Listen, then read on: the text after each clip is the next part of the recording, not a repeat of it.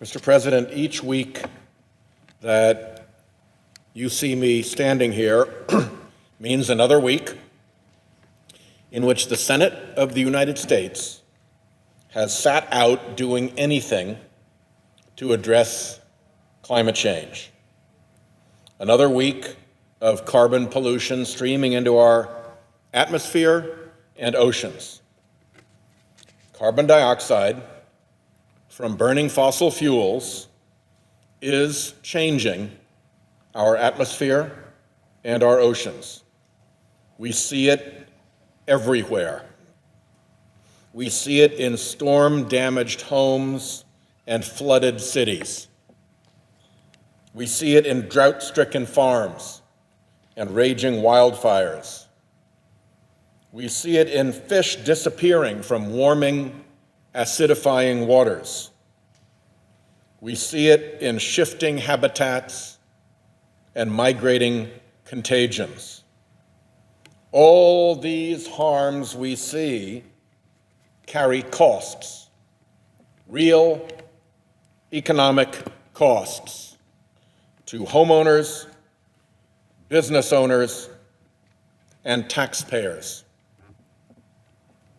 That cost to homeowners, business owners, and taxpayers is known as the social cost of carbon pollution. It's the damage that people and communities and states suffer from carbon pollution and climate change. The Office of Management and Budget last calculated the social cost of carbon to be around $49 per ton of carbon dioxide emitted.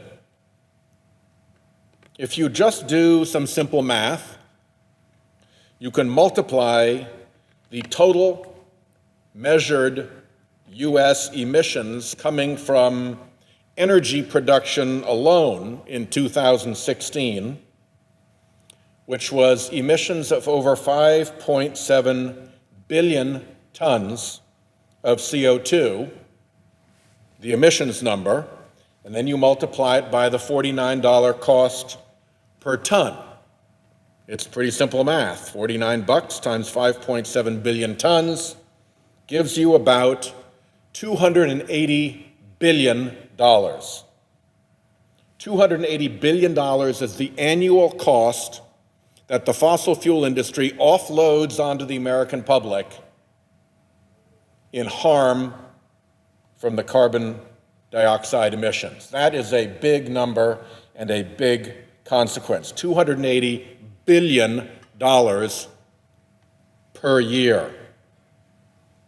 There was a more complex analysis than my simple math that was done by the International Monetary Fund.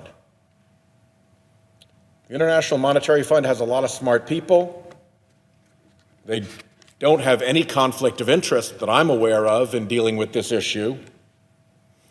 And their calculation puts the annual subsidy just in the United States of America for the fossil fuel industry at $700 billion per year. So, is it my simple math where the social cost of carbon is $280 billion per year? Or is it what the International Monetary Fund calculated at $700 billion per year? Whichever it is a big enough harm to the American public that you'd think we might do something about it here in the Senate.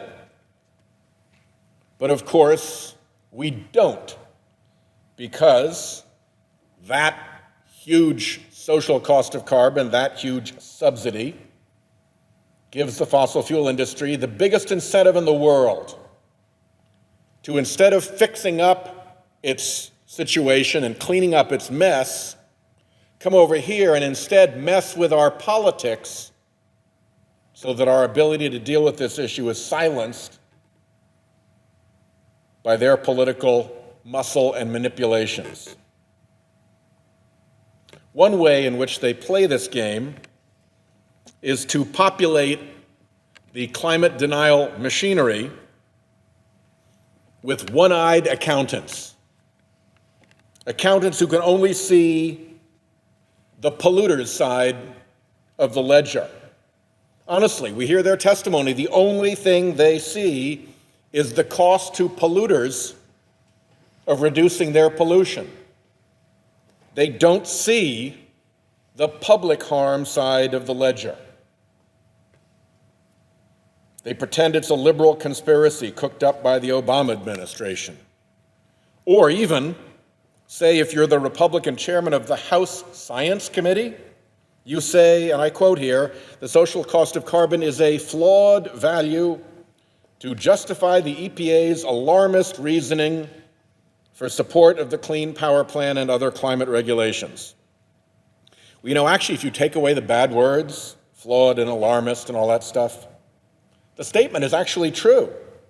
There is a value to avoiding carbon pollution. And defending that public value from the polluters does justify the Clean Power Plan. This is the social cost of carbon. Let's go back for a minute to 2006, when the Bush administration's National Highway Transportation Safety Administration put out a rule for vehicle fuel economy standards. There was some dissatisfaction with that rule. States and other stakeholders complained that this rule failed to take into account the social cost of carbon emissions from cars, something that should matter for a rule that is looking to reduce emissions from cars. Well, that went up on appeal to the United States Court of Appeals for the Ninth Circuit, and in 2007, the Circuit Court of Appeals agreed. The court acknowledged that there is a cost of carbon pollution, and that cost is, and I quote, certainly not zero. So it told the agency to go back, redo the rule, and come up with a real social cost of carbon. Thus was born the legal requirement that agencies consider a social cost of carbon in decisions. Because of this decision, the Bush administration produced a wide range of numbers up to $159 per ton of carbon emissions. The Obama administration continued the effort to calculate a social cost of carbon. An interagency working group, including scientists and economists from across the federal government, relied on existing scientific literature and on well-vetted scientific models to produce a first standard in 2010, with additional updates in 2013, 2015, and 2016. When federal agencies didn't apply any social cost of carbon, courts corrected them. In 2014, a federal judge in Colorado faulted the Bureau of Land Management for failing to account for greenhouse gas emissions when it approved an arch coal mine expansion in the Gunnison National Forest. The court suspended the approval until the Bureau of Land Management either used the social cost of carbon or gave a valid explanation as to why not. When agencies did use the social cost of carbon, their decisions were upheld.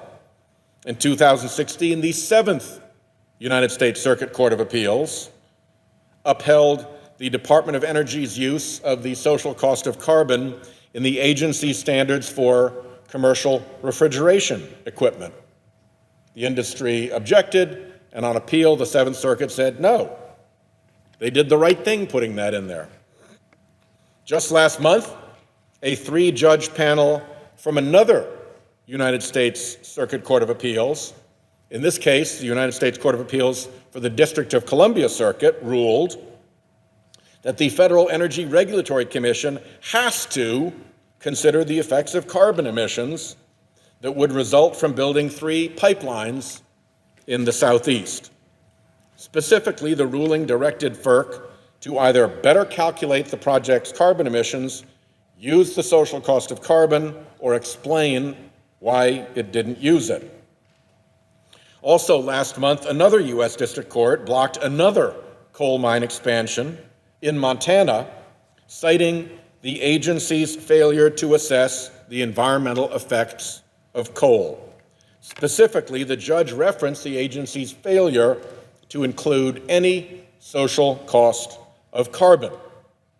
And just last week, a federal appeals court in Denver told the Bureau of Land Management that its lack of analysis on the climate effects of 4 coal leases in the Powder River Basin was, to quote the court, irrational, and told them to start over.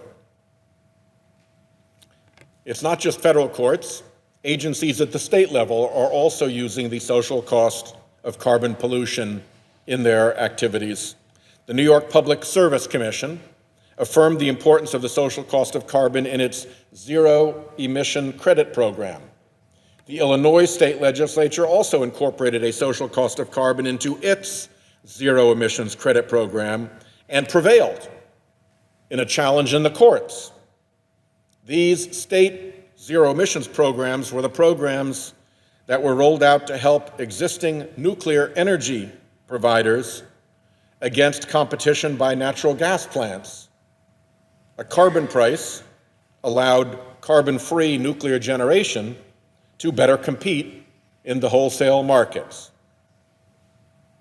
Up in Minnesota, since 1993, the Public Utilities Commission has required utilities to consider the estimated costs of carbon emissions in planning for new infrastructure projects. This year, the Commission voted to raise its social cost of carbon to $43 per ton. The Colorado Public Utilities Commission recently ordered the local utility Xcel to use the social cost of carbon in its resource planning documents. Colorado told its utilities to use $43 per ton starting in 2022 and ramp up to nearly $70 per ton by 2050. And it's not just federal courts and state agencies. Private companies in the United States and around the globe are incorporating the social cost of carbon into their own operations and accounting. Investors are beginning to demand that corporations perform this kind of analysis in order to qualify for investment. Big investors like BlackRock have taken on big companies like Exxon in order to break through the denial. Just last week, the Washington Post reported that 1,200 global businesses either have adopted or are adopting a carbon price in some form. The Center for Climate and Energy Solutions found that companies like Microsoft, Disney, the insurance giant Swiss Re, Unilever, Shell, and BP, the mining corporation Rio Tinto, and General Motors have all taken steps to put a price on carbon in their own use. Mr. President, courts have made it the law for agencies to use a social cost of carbon. States are deploying a social cost of carbon. The business community recognizes and is incorporating into its financial planning the social cost of carbon. Yet, here in Congress and down at the Trump Whitehouse, the leaders of the Republican Party continue to ignore climate change, pretend that it doesn't exist, and ignore the very real costs that society bears from carbon pollution. It goes without saying that the storm that has just ravaged Florida was spun up by warmer ocean waters, carried more rain because of warmer air, and dumped more rain and pushed storm surge further into Florida because of risen seas and those other characteristics. Are we seeing any action? No. The president in March issued a sweeping executive order rolling back federal energy and environmental standards. It disbanded the interagency working group, and it asserted that the social cost of carbon was, quote, no longer representative of governmental policy. Nice try with that, given where the courts are. Of course, the House and the Senate Republicans followed suit by introducing a pair of bills out of Congressman Evan Jenkins on the House side and our colleague from Oklahoma, Senator Lankford, on our side, that purport to prohibit the federal government from using the social cost of carbon in rulemakings and in regulatory processes. Now, of course, you can't do that, and those laws aren't going anywhere. Why? Because they violate a very basic principle, both in courts and in administrative agencies. That very basic principle is at the heart of rule of law, and it is that facts have to be factual and that conclusions have to be logical. Any decision that fails this standard, that is, to use the administrative law terms arbitrary and capricious, or not based on substantial evidence, fails as a matter of law. Although Congress, of course, is bound and gagged by the polluters and their front groups, it's going to be hard for those polluters to try to stop the social cost of carbon in courts and administrative agencies. Despite the efforts of ExxonMobil and the Koch brothers to make America their fossil fuel banana republic, we still are a rule of law country. And those rule of law principles that facts must be factual and that conclusions must be logical are too basic for our courts and administrative agencies to ignore. In our courts and administrative agencies, lying and misleading can be exposed on cross-examination, for instance. And lying and misleading gets you punished. Unlike in Congress, where lying and misleading have been fossil fuel tactics for decades, and sickeningly successful ones, backed up by huge political muscle.